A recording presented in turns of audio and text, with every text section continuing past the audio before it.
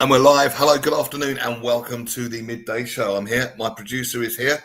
Come on, say hello then. Unsociable git. Mr. E, my intrepid producer and master of all things technical. He's in the background today because with technology, anything could go wrong. It already has this morning, actually. I've had to ask our guest to log out and reboot again. We had a strange echo. So, two guests today. We're talking about animals and we're talking about spaces for retreats and all sorts of parties. There's a lady relaunching a particularly nice space, and it just sounds lovely, actually. So we're going to be talking to her about that. That's in Surrey, not too far from us in southwest London. That'd be Mr. E going to do his thing, and we should just wait for our first guest to jump on, and then we'll have a good old chat. Welcome to the Midday Show. I hope you're okay. Comments and questions for our guest, we always welcome. Welcome our regular usual suspects. And if you're watching the video, watching the playback of this, hello to you. Recording time is Wednesday, 30th of July, 2025. And it's just gone 2 minutes past 12. Lisa Sinnott is on the show. Hello, how are you? Hi, Neil. I'm good. How are you doing? Really good, thank you. Welcome to the show. Thank you. Yeah, animal behaviourist. Now, this absolutely fascinates me. So I'm sure this is going to be a fantastic conversation. Tell us a little bit about you and what you do. Yeah, sure. So, as you say, animal behaviourist. I've been called pet shrink before or doggy counsellor. Those kinds of things.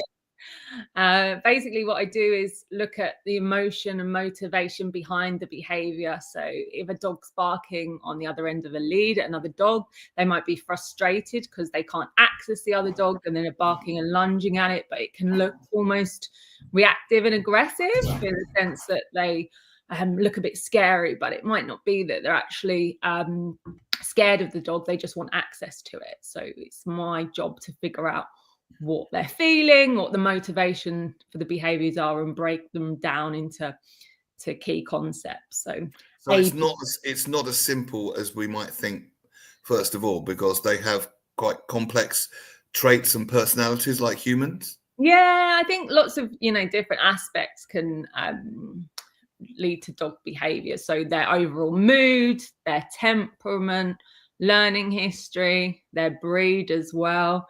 If they're in pain, just like us, if a pet's in pain, they can be more grumpy and less tolerant, and their mood can change.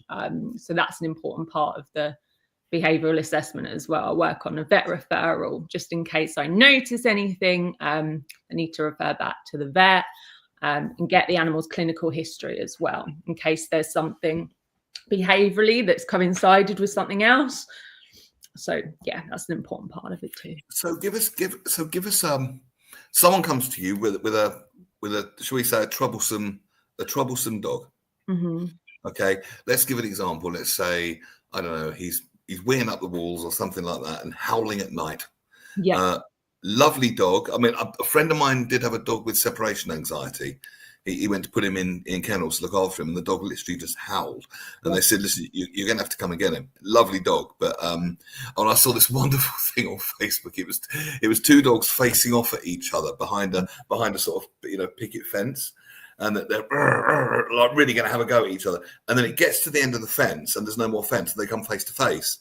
And then they go and lick each other's faces. It was hilarious. It's like, what you going to do about it? Well, nothing actually. Sorry about that. Didn't mean it. If I could put it in human language, but anyway. So, example like that. What would how would you go about dealing with that? Sure. So the dog's peeing up the walls. First of all, I'd be asking, are they going to the bathroom enough? Dogs have really small bladders, especially as puppies, and just like us. They need to go. It can be painful to hold it in too long. So I'd be asking the age of the dog. Has any other dogs, or do any other dogs live in the area as well? Are they marking maybe? Is it territorial? I'd ask someone to set up a camera to see what the dog does when they leave. You mentioned separation anxiety, separation related challenges. Some dogs can be really subtle before they start howling or peeing or pooing inside. It could be that they're pacing, not relaxing, drooling, staring out the window. So I'd be asking them to set up a camera to see what the dog's doing when they leave. I'd also be thinking, is this dog poorly? If they had any urinary challenges, that can increase, peeing inside as well. So that's what I'd be asking. So it could be so many things. How long would it take you to diagnose something like that? Sure. I have an initial call with someone to establish what it is that they might need. Some people ring me and say, "Oh, can I have a training session with you? My dog's, bitten someone." And for me to just have a 1 hour training session with someone, that's not going to be able to scratch the surface of all the different things. No, I suppose like with human beings, you need to build a therapeutic relationship, like the therapist-patient relationship, isn't it? Yeah, absolutely. Obviously, I can give like management advice to keep everyone safe. But yeah, kind of these kind of quick fix ideas that some people are pushing, it's pretty misleading, really. It's not, if you want kind of Fraser Crane, this is what you should we all want a quick fix, don't we? But some problems aren't solved in 28 and a half minutes, are they? Yeah.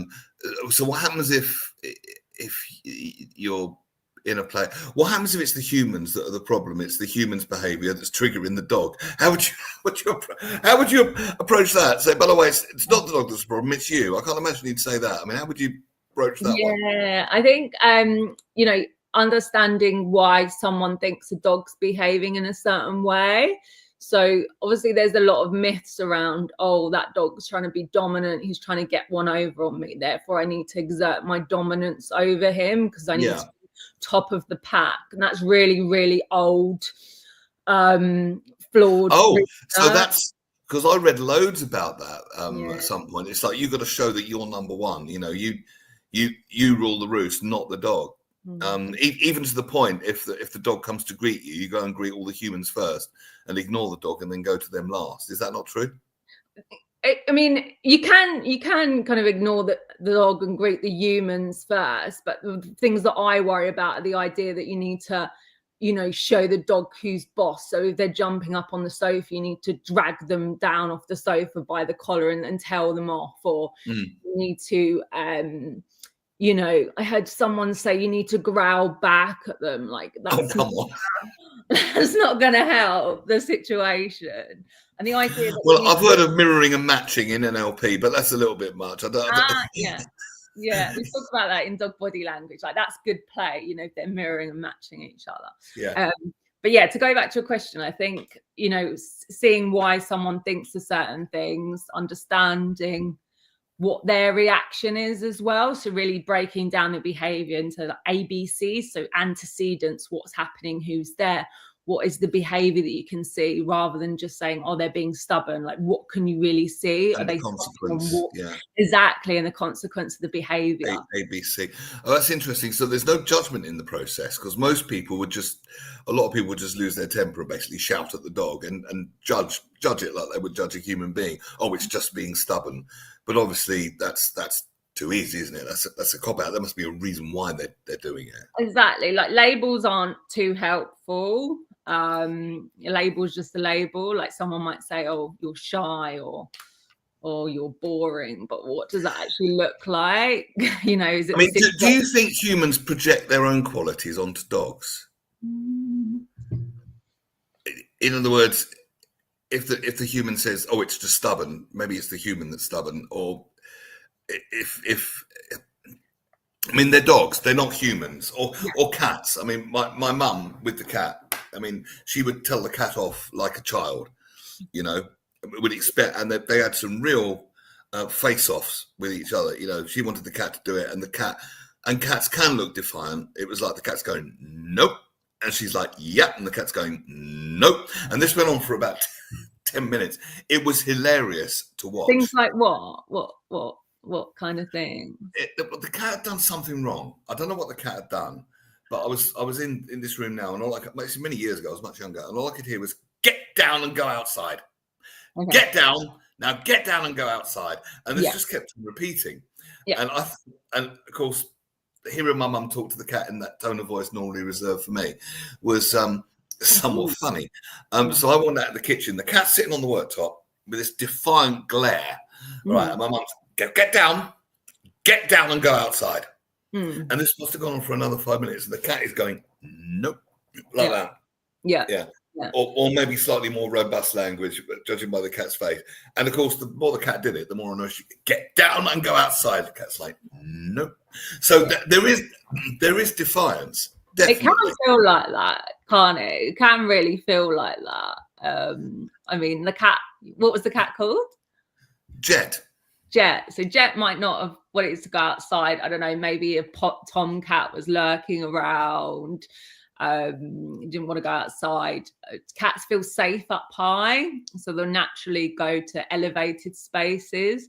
So if you don't want your cat on kind of your kitchen counter. Well, no, I think there was food on said elevated space. I think that was the crime. Okay. Anyway, long story short, my mum won. Eventually, the cat did get down and go outside. She did.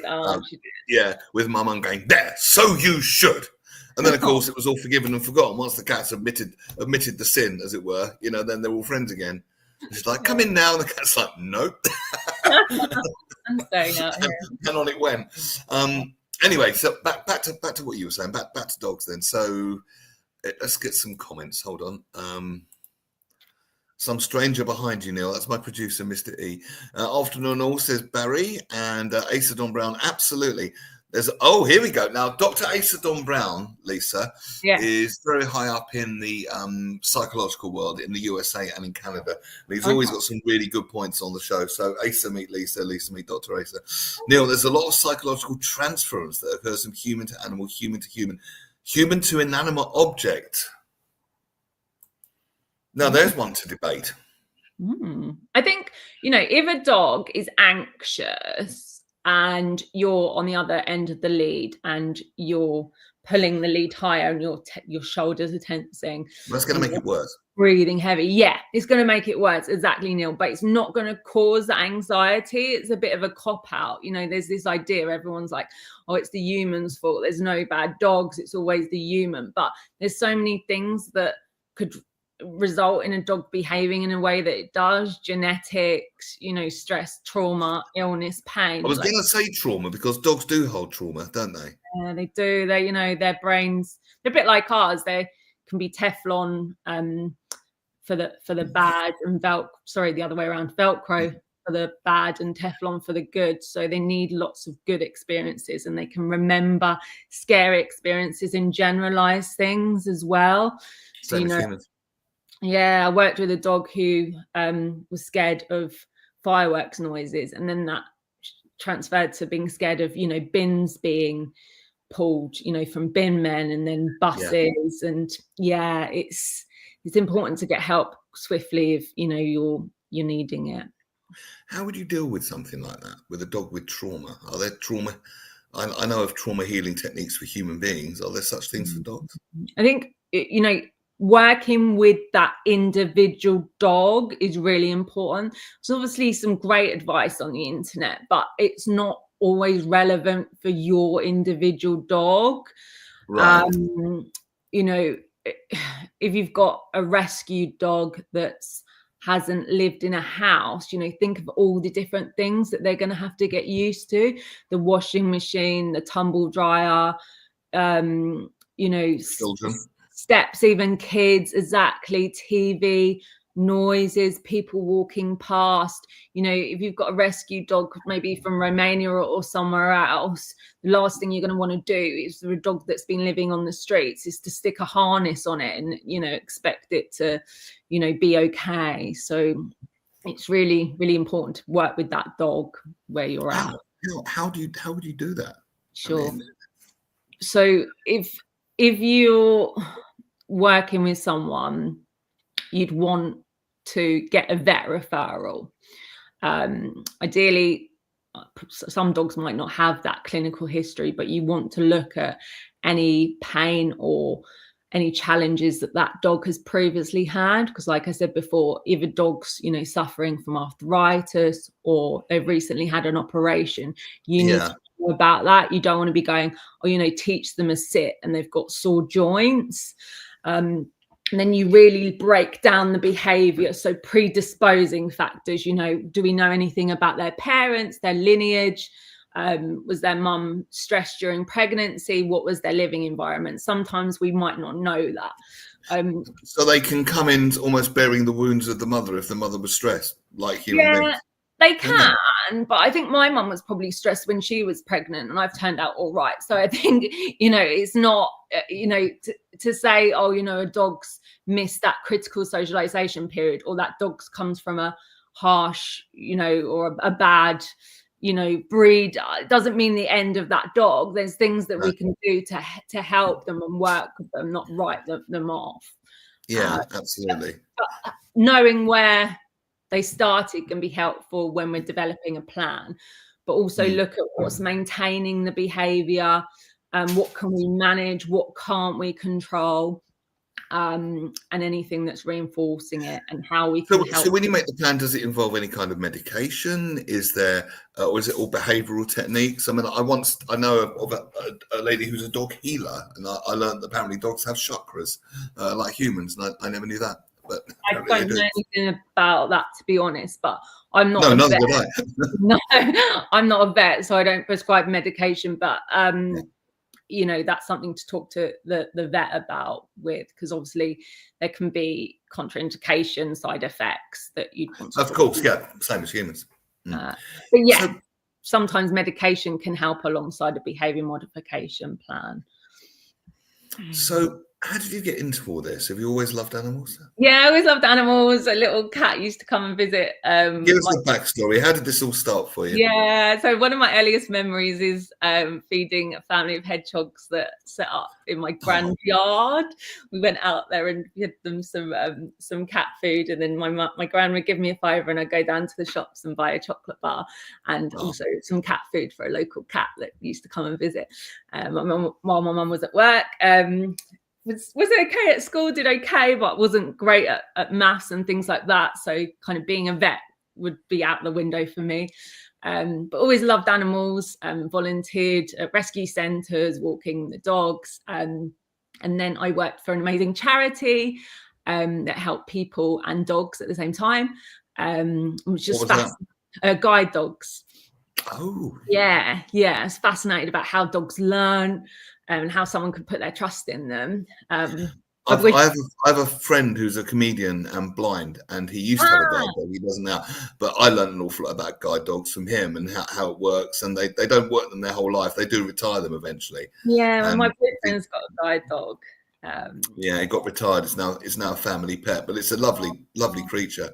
I know another comedian who's got a therapy dog that's trained to see, because he's an army veteran, and the army came up with a really good idea, actually, using comedy as a kind of a healing tool for people with PTSD. And the guy's name's Jay, very, very good comedian. But he takes his dog on stage, and the dog gets more attention than he does. Yeah. But the dog's got this particular kind of training. So if he has a moment, shall we say, a trigger, the dog will know exactly what to do. And it really is fascinating. Oh, wow. That's amazing. Yeah, they're incredible dogs. Really, I found one once. It became a family pet. He was just running down the main road near where I lived, and he was homeless. I found a homeless dog, so we had him for Chow Alsatian Cross. His name was Tosca. Wow. We looked after a Toscana. Yeah, Tosca. He was gorgeous. He was an amazing dog. Yeah, big fluffy chow face, but not the black tongue and Alsatian colouring, but the big sort of flat chow face. Oh, he was a gorgeous dog. I've never had an emotional bond with an animal as strong as I've had with him. Oh, bless you. Oh, how old was he? I guess you don't know. Was he? He was in the later part of his life. He was about 12 or 13. He was quite an old dog by the time we had him. Oh, but he was so mellow. He just wanted to the dogs just want to be with you and just hang out and just be a part of everything. Yeah. At a distance. He was absolutely fine. I used to drive him around in the car, and he was very well trained, taking him for walks and all that. Didn't need a lead. Oh, he was gorgeous. Yeah, I had him for a couple of years. Oh, bless him. That's a nice story. It was. Yeah, I just randomly found him. I think his owner had died and he'd been turfed out on the street, or he got out or something like that. So. Oh, bless him. Yeah. So what's the most common problem you deal with? And how long have you had the St. Paul's Training Academy set up? So I officially had St. Paul's in 3 years ago now. Yeah. I had many pet services before that. So we did pet care and dog training as well. But I graduated with the University of Edinburgh Vet School 3 years ago. So yeah. The most common problem. I get a lot of calls around after Christmas. Visitors have been round and the dog just been stressed. The dog hasn't had kind of a safe space to get away from the hustle and bustle. People have been, trying to hug the dog or not give it space, not recognize subtle cues that it's feeling uncomfortable. Just like us, a dog needs somewhere to go and kind of decompress and just get away from people, especially at Christmas time. I don't know if you feel like that ever. I know sometimes I do. I actually like Christmas, but I know many people that do feel that way. Yeah. After a few days with the outlaws, it's so need about 6 months to decompress, I think, sometimes. But I never thought the pets would be like that too. I've never really thought about it that way. There's a lot of almost human qualities here. They need to decompress. They can hold trauma. They need a safe space. They need all of these things. So perhaps not so different after all. I don't know. Yeah, the brains are very similar.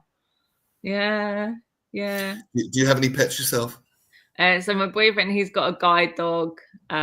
He's a German Shepherd crossed with a Retriever. So yeah, he's lovely. He's great fun.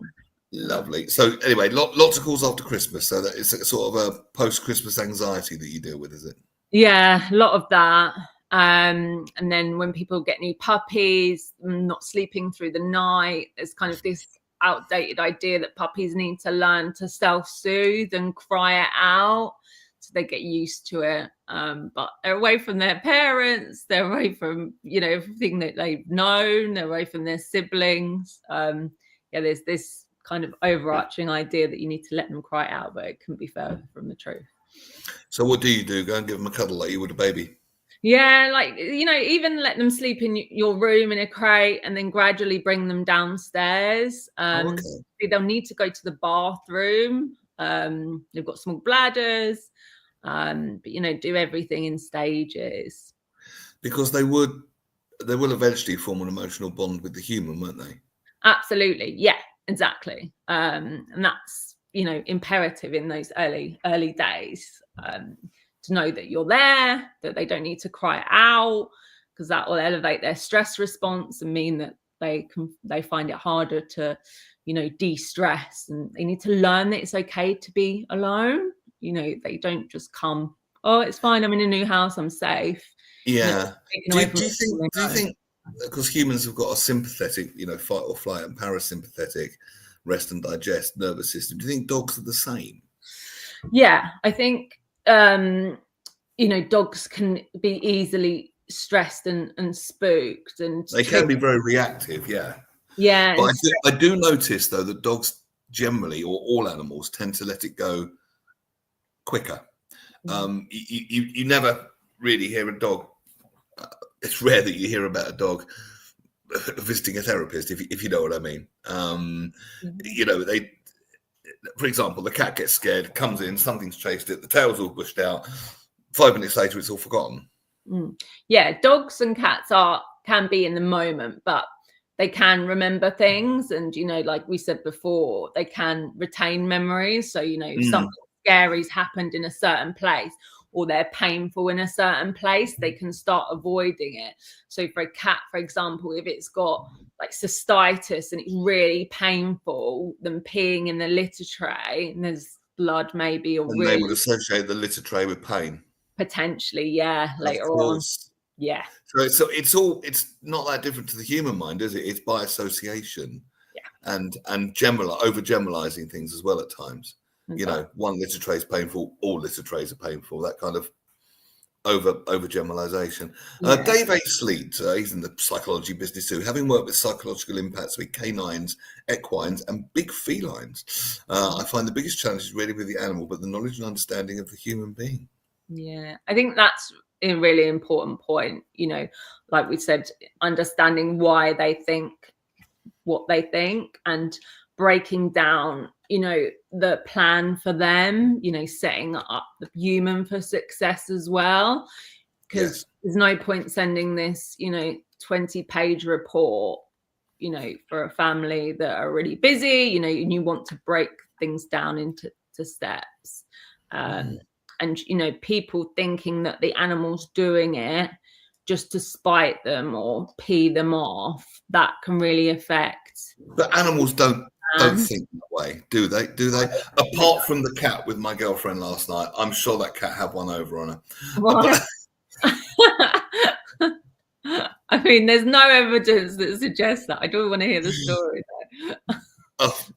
It didn't use the dirt tray for some reason.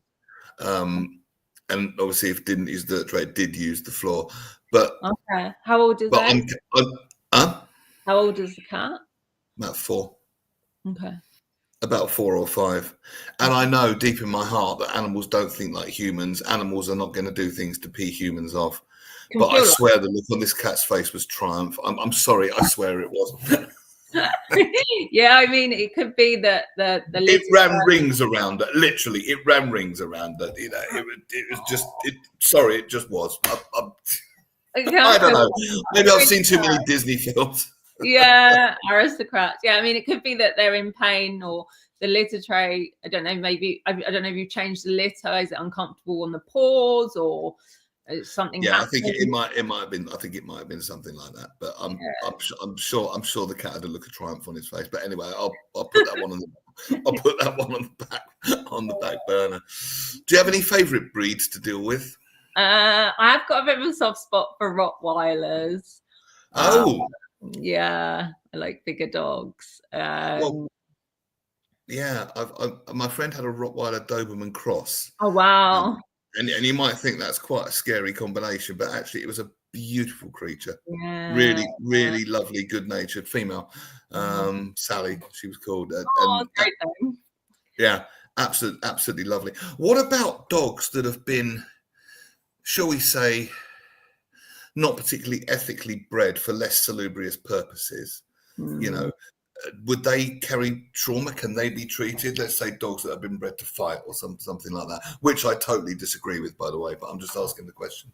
Yeah, I think, obviously if a dog has had early life experiences, negative experiences, that can play a part. If they're bred for extreme features as well. So I know you're talking about fighting, but if they're bred for extreme features, that like the pug dogs. Yeah. Is it true that because of the breeding of the pug dogs, they now can't breathe properly? Yeah. Bioas, they have massive implications. They've recently done a study that shows they've got that snuffly thing about them, haven't they? And people think, oh, it's cute, or they're snoring, but they physically can't breathe properly. Sorry, that can't be good, can it? I mean, they shouldn't be bred for cosmetic reasons. No, they are, and sad. And people have done a study, and people say that they prefer less extreme features. It's not that people like this kind of flat-faced, inability to breathe. The poor things. Yeah, it does scare me. Some things that people do to animals just because it looks a certain way. Yeah, I suppose if you love animals, that wouldn't even be on your radar to do something like that. Yeah, I mean, some people they just got cognitive dissonance. I think they're like, oh, a French bulldog with extreme features, they're a good family pet because they don't need walking as much. Like, no, that's just... Yeah, but dogs weren't put on the planet for human beings' convenience, I'm guessing. Exactly. You know what I mean? To fit into the 9 to 5. Lisa, it's been fascinating talking to you. Oh, thank you, Neil. I feel I've learned a little bit more. If people would like to learn more about your work, it's all the W's, St. Paul's Training Academy.co.uk. Thank you. Whereabouts are you based? I live in St Albans in Hertfordshire. There's a very good comedy club in St Albans. Just another comedy club. Have you been there? Yeah, all the time. I was there on Friday. Yeah. Were you? Yeah. So you know Des, the MC, Des Feely? I do know Des, yes. Yeah, I do stand up as well. I've performed in his room many times. Yeah, he's just started another night, actually. There's is on Facebook. If you look him up, he's now got 2 nights a week, a Wednesday and a Thursday. So Brilliant. Yeah, I'm a regular. Well, I'm trying to blag a spot with Des at the moment. So if I get one, I'll hit you up on Facebook and Yeah, please do. May see you there. Yeah, I'll see you there now. What I'll do, Lisa, if you're very welcome to stick around while I chat to my next guest. If you have to get going or want to go at any point, that's absolutely fine too. So stay or go as you please. Would you like me to send you the footage of this, which you can use for marketing purposes or anything? Yeah, that'd be brilliant. Thank you. All right. I'd be absolutely delighted to. I'm just looking at bringing our next guest on, but she's sideways at the moment. That looks rather strange. And she's, don't do that to me, Nikki. You're doing my head in. Do feel free to stick around and join in the conversation, or if you have to go, that's fine too. But Lisa Siller from St Paul's Training Academy.co.uk. Thank you so much. Lovely. Hello, Nikki Yates. How are you? Hello, good, thank you. How are you? I'm good, thank you. I saw you adjusting your camera, and I was trying to follow you, and I got all dizzy. I have to confess, you're on my phone, so I can tell. It's a busy day. So is that about right? No, you're absolutely fine. Am I upside down? No, you're not. No, you're not. But you're not in. You look like you're on a phone, not in YouTube, if you know what I mean. So okay. But it's absolutely fine. Doesn't matter. It's just I can tell, that's all. But it doesn't matter at all. Okay. Doesn't matter at all. Lovely to have you on the show. Thanks Nikki for having Yates me. Of Woodhaven.space. Cool domain name. So this is a relaunch, isn't it, Nikki? It is a relaunch. So tell us all about what you do, because this sounds fantastic. Well, I'm someone who's. I think of it as I escaped corporate life many years ago, and what I wanted to do was bring something a little bit different to the team building space. So when I used to have teams, we used to be sent to these kind of dull, dismal hotel rooms without any windows and told to come up with these fantastic sales pitches and strategic ideas. Meetings like that, they're awful, aren't they? And you'd get a curly sandwich, and it just was, quite frankly, palatable at best, but just you didn't really feel inspired. No. And so I had this crazy idea. We were building a home at the time. I have severe allergies, so do my family. And I thought, what if I can create a space where we can share what we do with the community? There aren't many eco buildings, and there certainly weren't at the time. There was one, the WWF building here in Woking, and I always think of them as my kind of big sister company now. Can you just bear with me 1 second? I've just got to turn my computer on. Bear with me 2 seconds. Sorry, you're in charge of the show for 10 seconds, Nikki. Don't panic. Is this when I do my crazy dancing? Oh, I'd love it if you can fit it in 10 seconds. There we go. I always forget to do that. So WWF, that's the wildlife, not the wrestling, obviously. That's right. So they're down the road, and I just had this mad idea. So we started to, once the building was kind of finished enough, we started to share it with some community events. So some sort of yoga classes and hosting some of the kind of local charities like the WWF and sort of small organisations. And then I thought, well, let's host some retreats. Let's see what kind of team building we can bring in. Kind of grew from there, really. And then COVID hit, and we started to host the NHS group. So we had the respiratory physiotherapists in nursing care, and we had the critical care nurses for their global conferences. So they would normally have met, sort of, say, in a university with hundreds of nurses, sort of watching the different pieces, learning the academic stuff, but also yoga and whatnot. And instead, we just had their committee, and they broadcast out to those hundreds of nurses around the world. So we sort of fed them breakfast, lunch, and dinner, and they broadcast from downstairs here in the house. Describe the space to us. So it is a home, not the sausage. What's it like? If I were to come to your space, what can I expect? So the first thing you would say is, "Oh, I didn't think it would look like this on the inside," because it's all stone and glass and wood. and feels a bit bigger inside than it looks from the outside. So Bit of it's a on a TARDIS effect. residential street. Yeah, it has a bit of a TARDIS effect.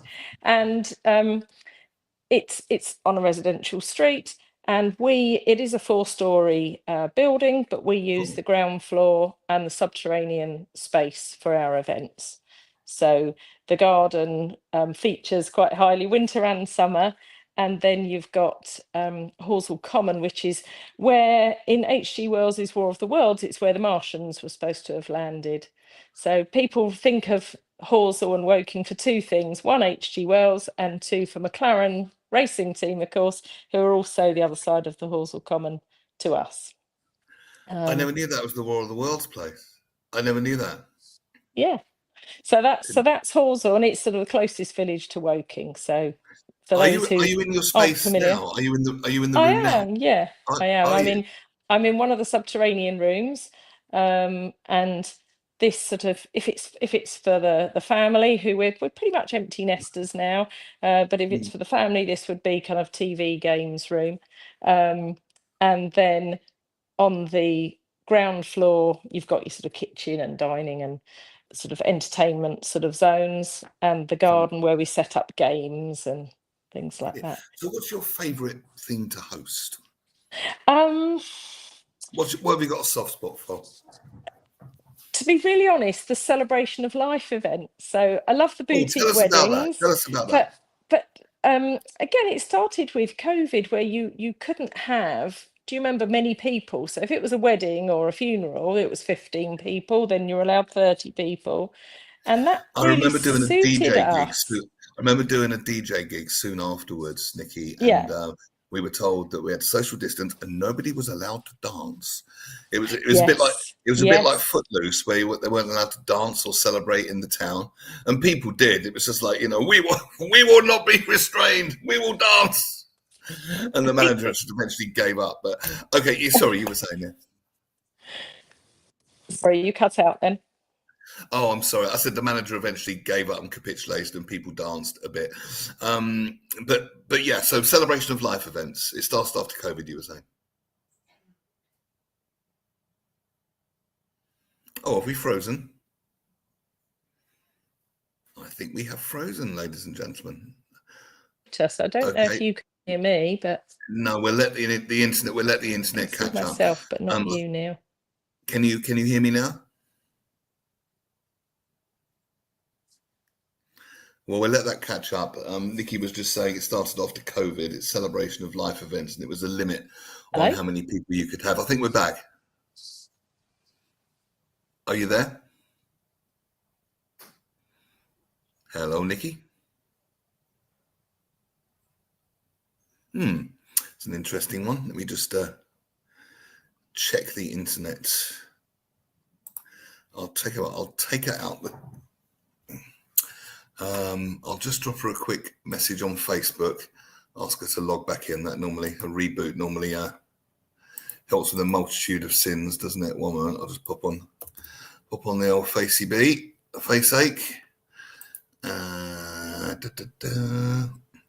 Where is she? One moment. Sorry about this, folks. This is live radio.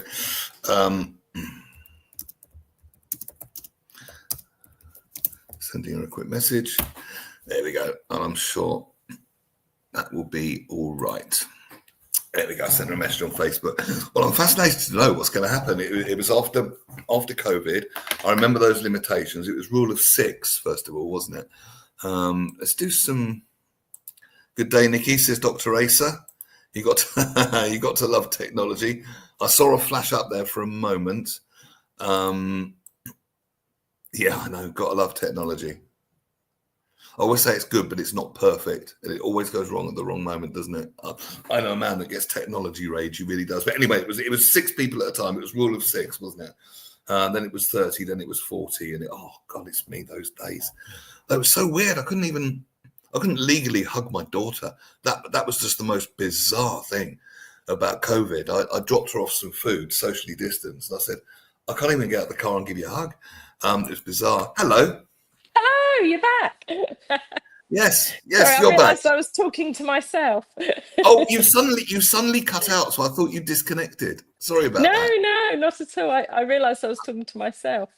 Oh, of course. Oh, that was weird. I thought I was talking to myself. Never mind. It doesn't matter. You're No, back. no. I'm here.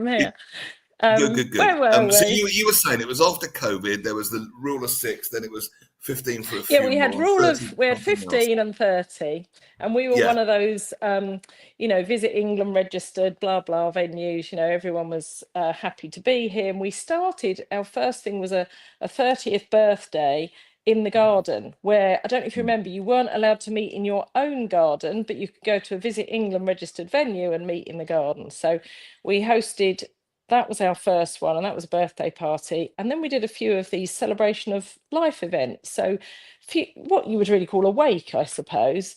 And it was just people who hadn't seen each other for so long. And it was just so lovely to see smiley faces again, not just for us, but for each other, these families and friends who just Well, hadn't we seen each other missed for that human ages.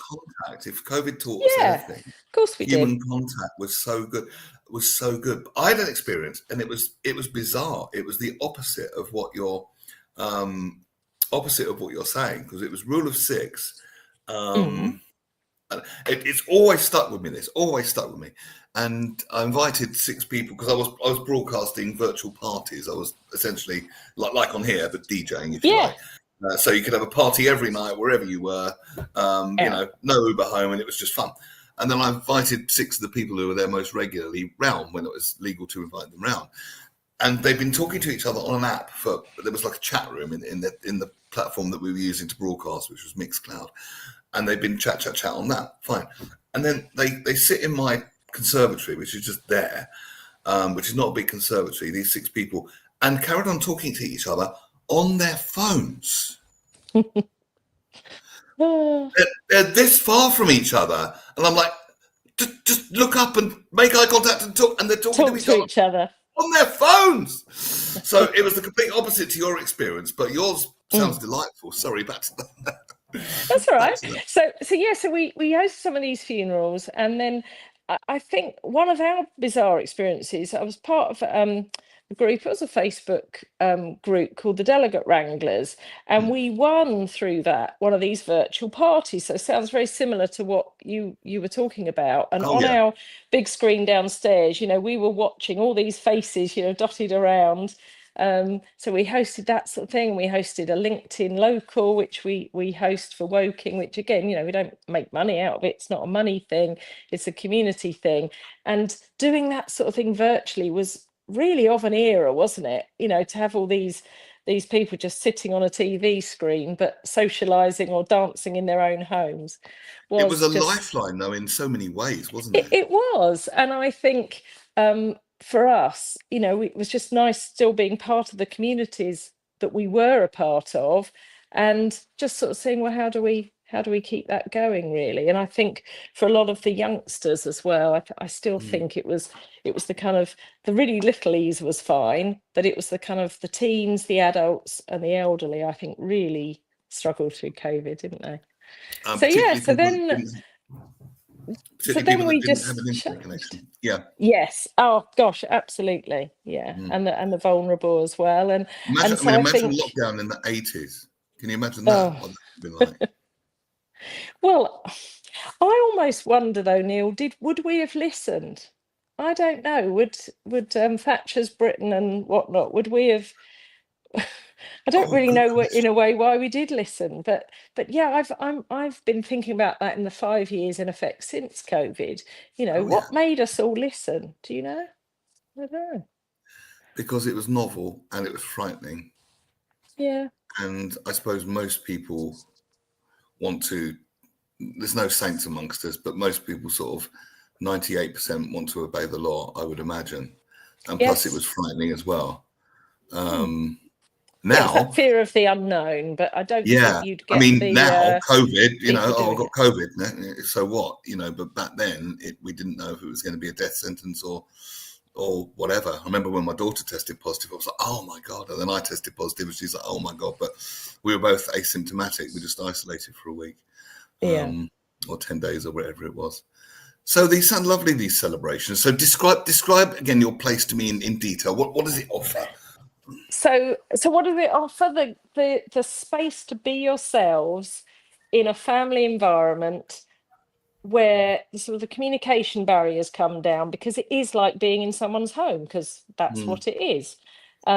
So yes, there are multiple rooms with sliding doors, so that the garden comes in. We've got plants everywhere. You can see behind me, I there's see. plants Yeah, everywhere, lots of inside green and energy. outside. Lovely. Lots of green energy. They call it biophilic design, I think, is the trendy expression for it. But yes, making you feel like you're in nature, whether you're in our garden or walking down the road onto Horsell Common. But I think for me, I love the funerals. I also love the weddings, that kind of feeling of there's a lot of talk with all these celebrity weddings, Neil. I don't know what you feel, but people spend vast amounts of money on, in effect, what should be a good knees up for your family and friends, but it doesn't need to cost a fortune, does it? But No. you might not have a garden that you can stick a marquee up. So if you think of it, that I always say, we become their family and they become our family for the day. And it makes me smile because I enjoy doing it. We're a family business, my husband and I. Yeah. And you enjoy the hosting. And I really enjoy it. I enjoy the organising of it, and I'm a wellbeing coach, so I suppose I think of it as an extension to that. Yes. Tell us a little bit about that, about the well-being side of things. How do you coach people into well-being? Is it a holistic approach? Is it holistically So well-being? it is. I mean, the first events we hosted were kind of wellbeing retreats, so they were yoga and different therapists coming in. It might be Tibetan singing bowls, if you've ever done that, when you lie on the floor and they have these metal bowls and and it's a sort of vibration It's all type about noise. vibration, isn't it? It's Yeah, all about vibration and frequency, isn't it, on an it energetic is. level? And Yeah. breathing workshops and um, you know, I see myself more as a kind of facilitator of well-being, so encouraging different groups to use our space, but not, they're not all for financial reasons.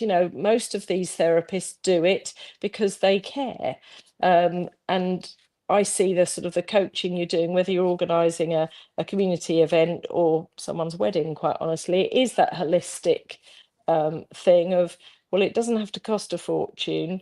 You don't want to not be able to, I don't know, pay your rent on your home as a couple, or you want to be able to eat lovely, nurturing, nourishing food in a friendly environment where you feel safe, it's personal.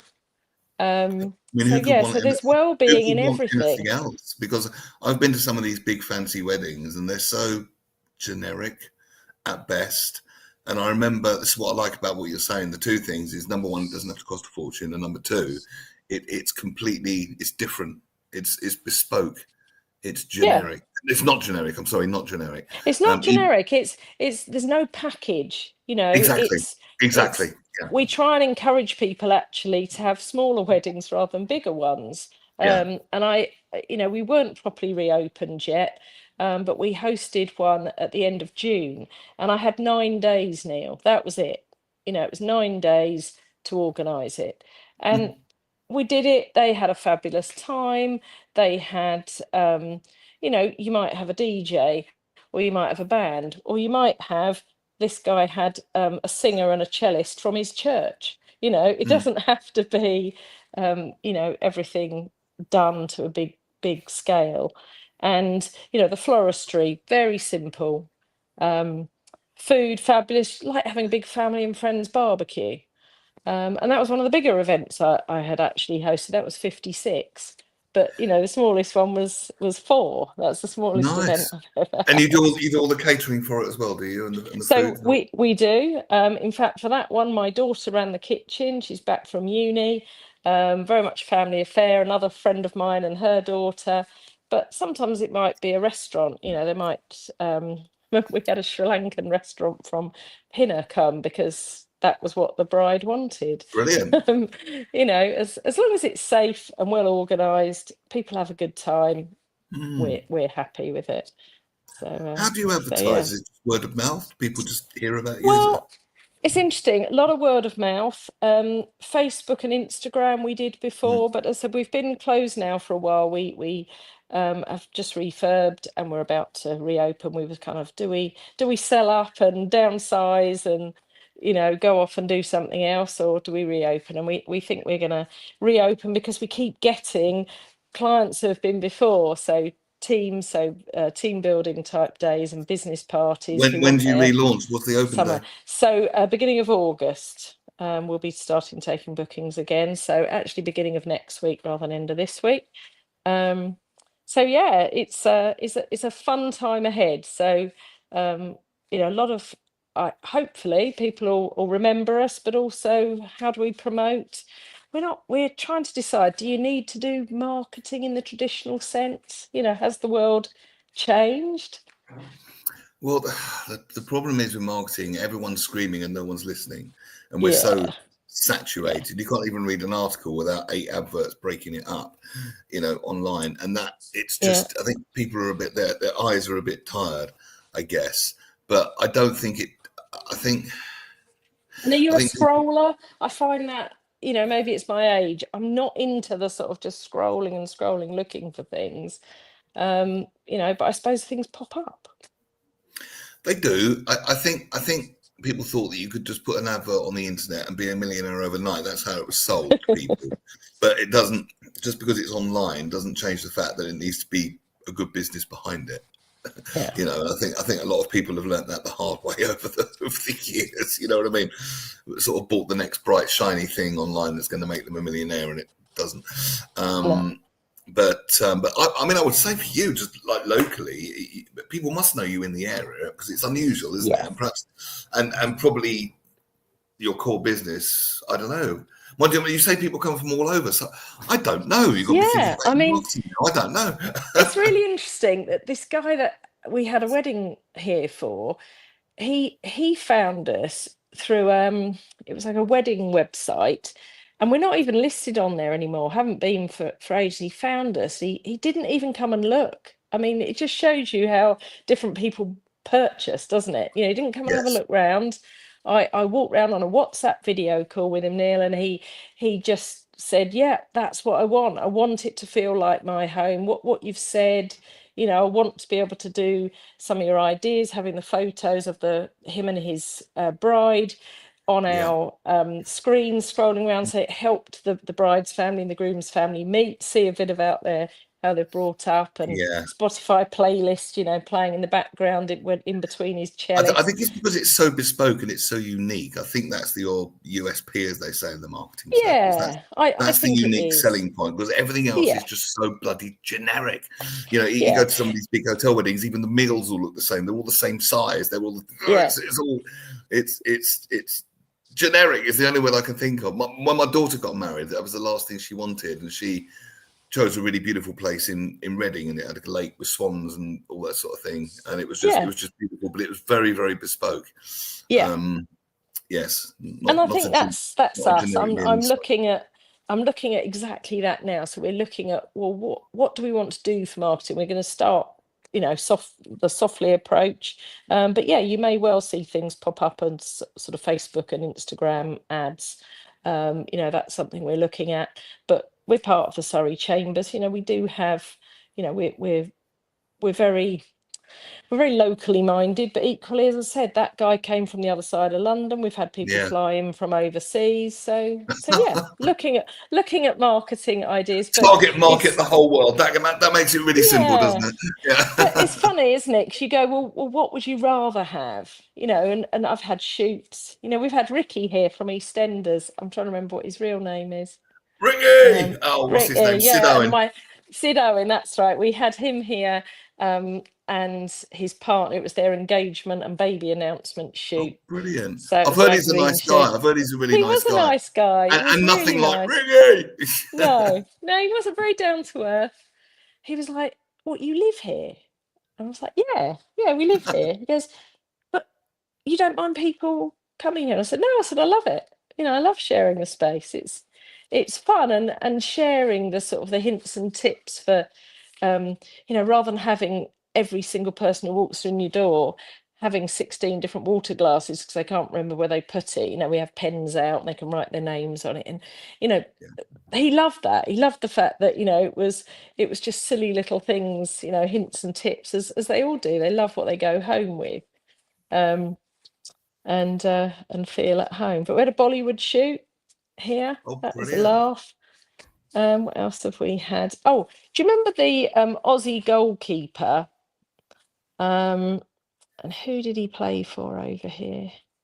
So I'm rubbish at names. It's gone out my head. I'm terrible at football. Anyway, he was doing an advert for a betting company in Australia around the World Cup, and Mark, that was it, Mark Schwartz, I think his name was, really top guy. So so we've met some really fun people, and it's just telling everyone, I suppose, that we're reopening, isn't it? Absolutely. Well, I will send you this footage that we've created today. And if you want to slice and dice it and use it for any marketing purposes, you'd be very, very welcome. And would love to.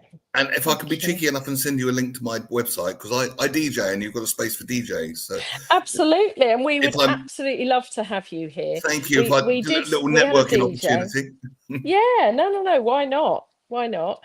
And I just excited to get back out there. So thank you for having me. You're very welcome. It's been fascinating. You'd be welcome anytime. Come and have a cup of tea.